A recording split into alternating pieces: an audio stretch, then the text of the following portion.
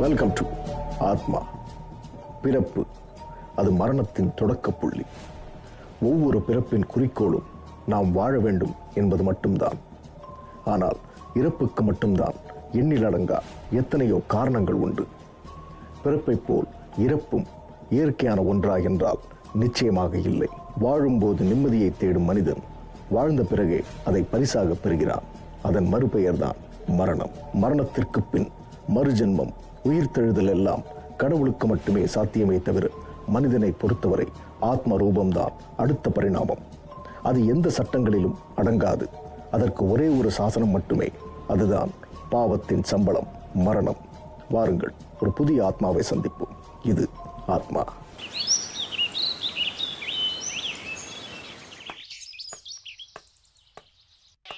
என்ன ஏட்டையா, இந்த மாசம் எவ்வளவு கலெக்ஷன் வந்திருக்கு? 65 68 வந்திருக்குது.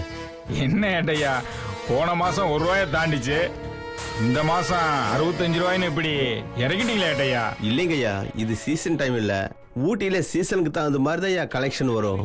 அது மட்டும் இல்லையா, கலெக்ஷனுக்கு நான் மட்டும் தான் போறேன். ரைட்டர் சகாயராஜ் கூட வரமாட்டேங்கிறாரு. கேட்டா இதெல்லாம் பைபிள்ல பாவம்னு சொல்லிருக்குன்னு சொல்றாரு. என்ன சகாயம், பேருக்கு ஏத்த மாதிரியே வாழ்க்கையில இருந்துடலாம் நினைச்சீங்களா? நீங்க ஒரு ஆள் மட்டும் நேர்மையா இருந்தா நம்ம டிபார்ட்மெண்ட் சரியாயிருமா? நம்மெல்லாம் போஸ்ட்ல இருக்க வரைக்கும் தான் சகாயம். இந்த ஸ்டேஷன்லயும் சரி, சமுதாயத்திலையும் சரி, ஏன் நம்ம பொண்டாட்டி புள்ள கூட அப்பதான் மதிப்பாங்க. வேலையை விட்டு வெளியே போயிட்டா அதுக்கப்புறம் இந்த சமுதாயத்துல ஒரு ரூபாயும் நம்மள மனுஷனா கூட மதிக்க மாட்டான். அதனால கொஞ்சம் கலெக்ஷனையும் பாருங்க, லைஃப்ல நீங்களும் செட்டில் ஆகுங்க. சொல்ற மாதிரி கேளுங்க சகாயம், இல்ல கேட்கற மாதிரி சொல்ல வேண்டியது வரும், பாத்துக்குங்க.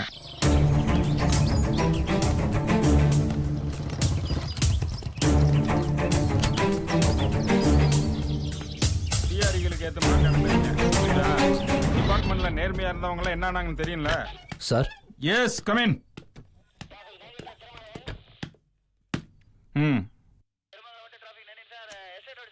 இந்த ஸ்டேஷனுக்கு எஸ்ஐ டியூட்டில ஜாயின் பண்ண வந்திருக்கேன் சார். எஸ்பியா சொன்னாரு. பேர் என்ன? செலியன் சார். ஓ, செலியன். Yes sir. இவ்வளவு நாள் எங்க டியூட்டில இருந்தீங்க? சார், சென்னையில ட்ரைனிங் முடிச்சுட்டு இப்பதான் சார் டியூட்டில ஜாயின் பண்ண வந்திருக்கேன். ஓ, அப்ப நியூ அப்பாயின்மெண்ட். Yes sir. அப்பா அம்மா எல்லாம் எங்க இருக்காங்க? சென்னையில தான் சார். அப்பா என்ன பண்றாரு? அப்பா ஃபைனான்ஸ் பிசினஸ் பண்றாரு சார். ஓ, அப்ப கலெக்ஷனை பத்தி உங்களுக்கு சொல்லித்தர தேவையில்லை. புரியல சார். போக போக எல்லாம் புரியும். அப்புறம் இவரு சகாயம். வணக்கம் தம்பி. இவரு ஏட்டி ஏகாம்பரம். வாங்க தம்பி. கேட்டையா, எல்லா வேலையும் தம்பிக்கு கனகச்சிதமா சொல்லி கொடுங்க. தம்பி வந்த நேரமாவது ஸ்டேஷன் செழிப்பாகட்டும். சரி, 2 பேரும் கொஞ்சம் வெளியே இருங்க. சரிங்கய்யா. ஆ,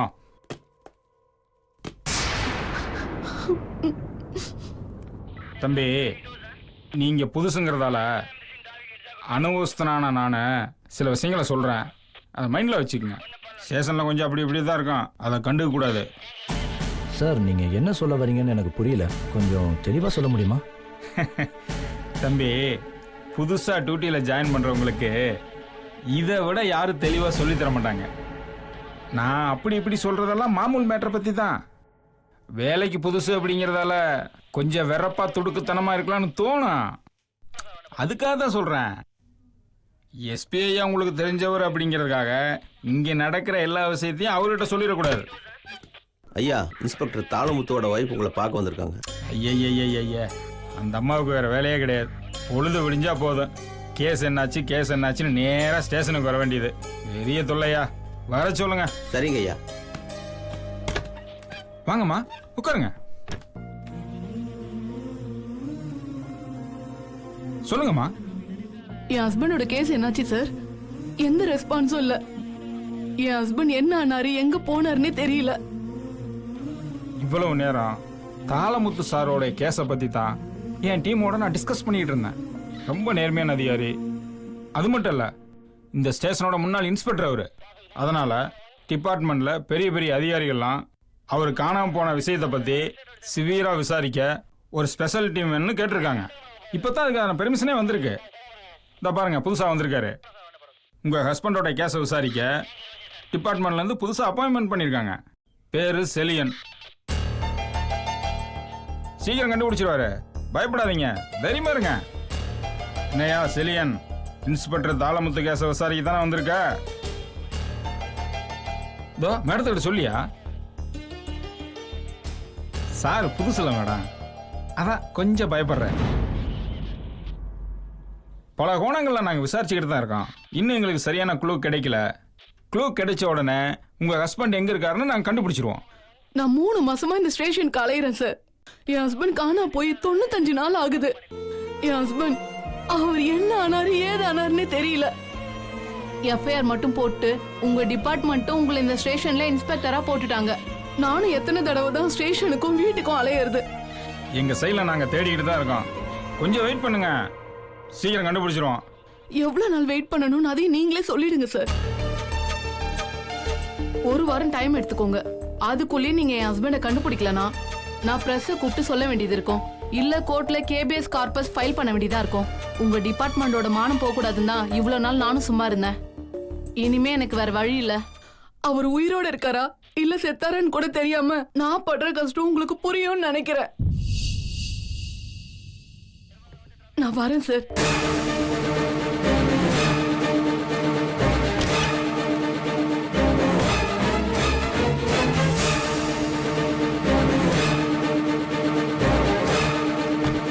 மேடம் மேடம் மேடம் ஒரு நிமிஷம். என்ன சார்?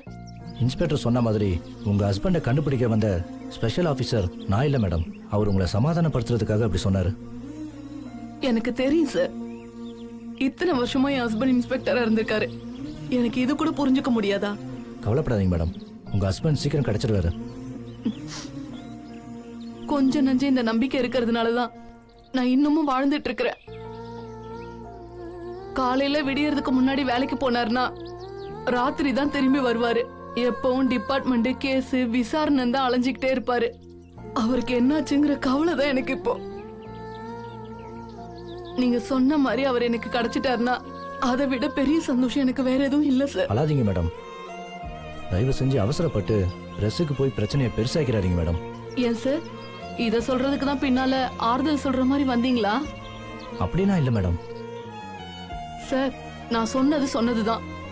1 வாரத்துக்குள்ள என் ஹஸ்பண்ட் கண்டுபிடிக்கலனா நான் கண்டிப்பா பிரஸுக்கோ கோர்ட்டுக்கோ போறதை தவிர வேற வழி இல்ல. நான் கிளம்புறேன் சார்.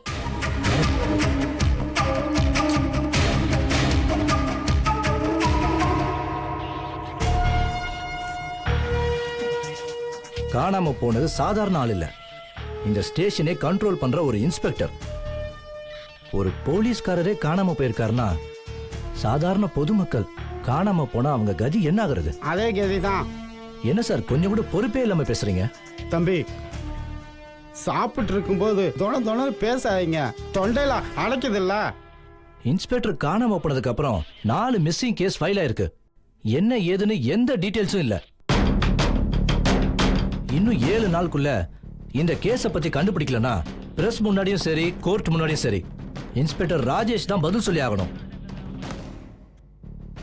அப்புறம் நாம எல்லாரும் சஸ்பெண்ட் தான்.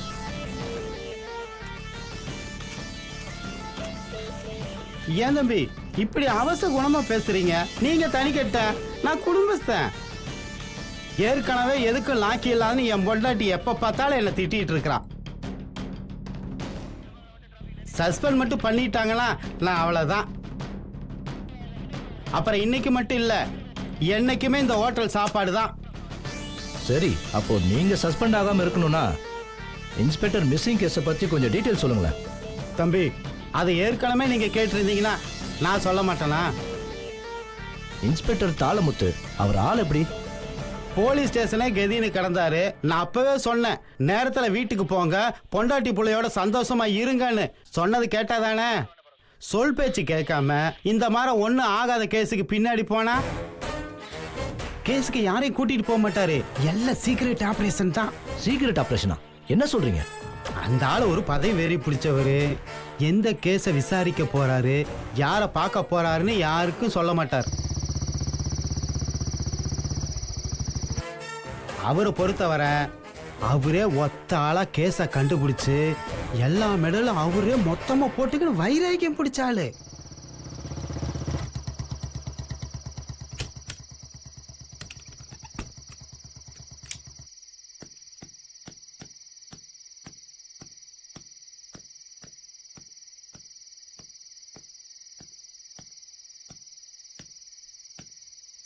Father, father, father, father, father.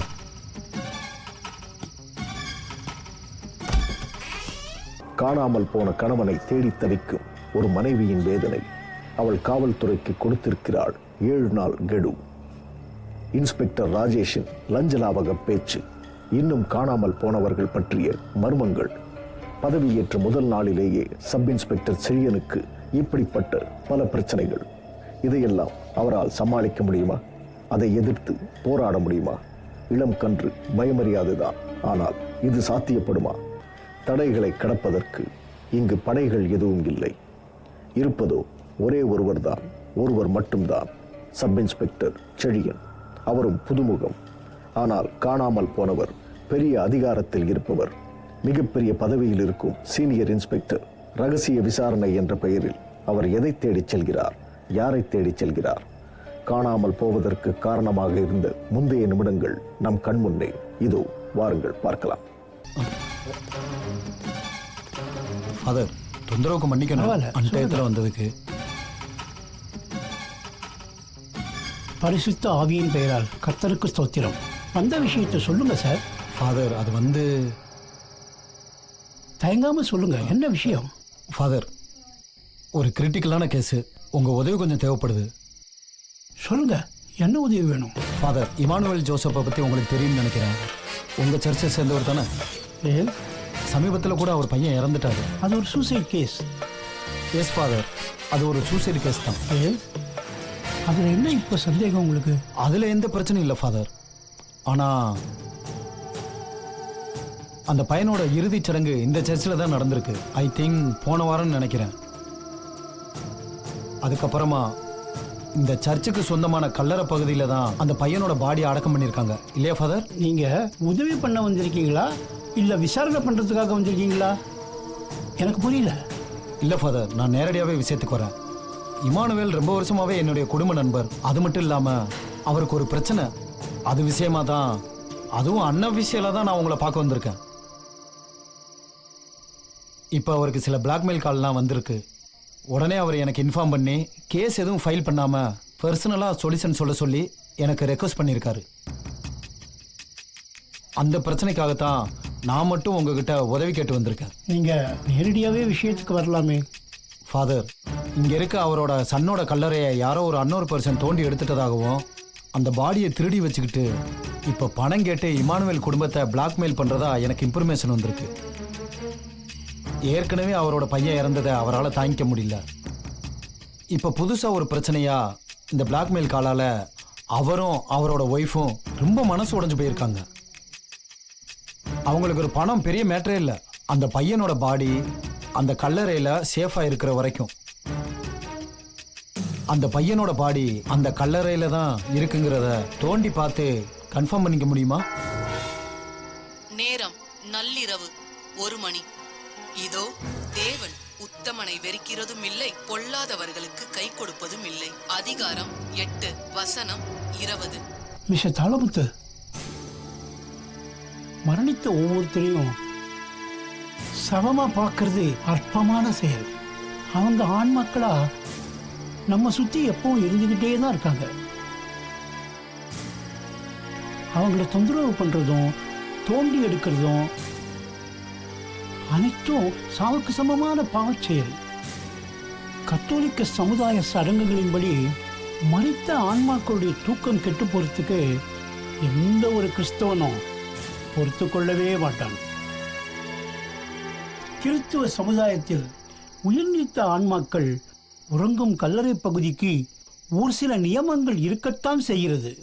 நீங்க சொல்ற மாதிரி இங்கே ஒரு சம்பவம் நடக்க வாய்ப்பே இல்லை. திருச்சபையுடைய அனுமதி இல்லாம புதுசா எதுவும் நடக்கிறதுக்கு நான் அனுமதிக்கிறதும் இல்லை. சகோதரர் இமானுவேலுடைய துக்கத்தை என்னாலையும் உணர முடிகிறது. நீங்க அந்த கல்லறையை தோண்டி ஆராய நினைக்கிறதும் உங்க பாவக்கணக்கில் தான் போய் சேரும். பாவ மன்னிப்பும் பரிகாரமும் மனித உயிர்களுக்கு செய்கிற பாவத்துக்காக மட்டும்தான், தூய ஆத்மாக்களுக்கு செய்யும் பாவத்துக்காக அல்ல. அந்த பாவம் சாவுக்கு நிகரான பாவம். தயவு செய்து செய்யாதீங்க. நீங்க போகலாம். Okay father, I am sorry. எந்த மதமா இருந்தாலும் எந்த புனிதத்தையும் நம்பிக்கையை கெடுக்க நான் தயாரா இல்லை. கர்த்தர் மட்டுமே உங்களை ரட்சிக்கணும். நான் வரேன் ஃபாதர். ஒரு நிமிஷம்.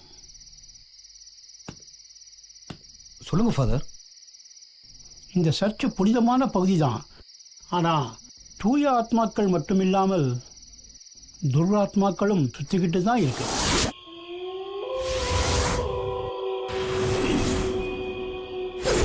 கொஞ்சம் எச்சரிக்கையாவே போங்க.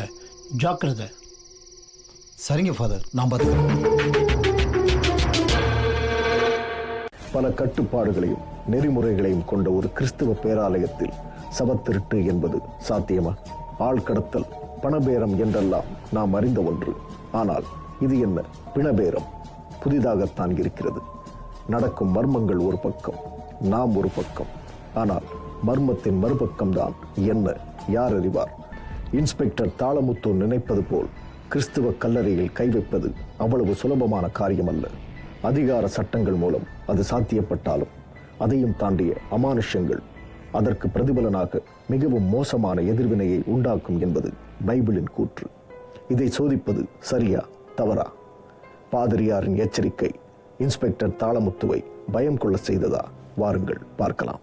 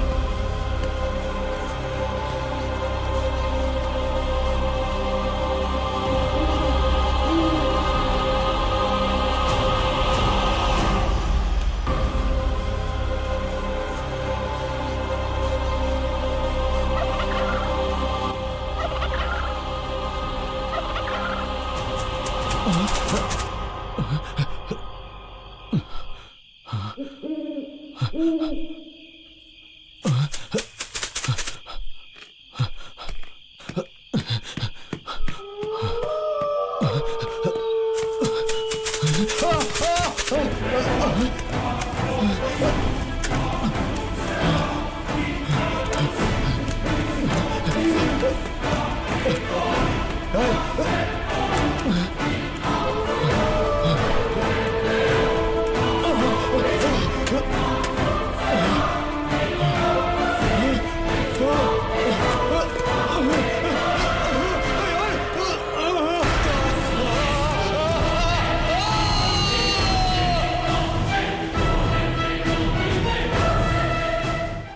மனிதன் தன் இறுதி நாட்களில் தேடுவது மன நிம்மதியும் அமைதியும் மட்டும்தான்.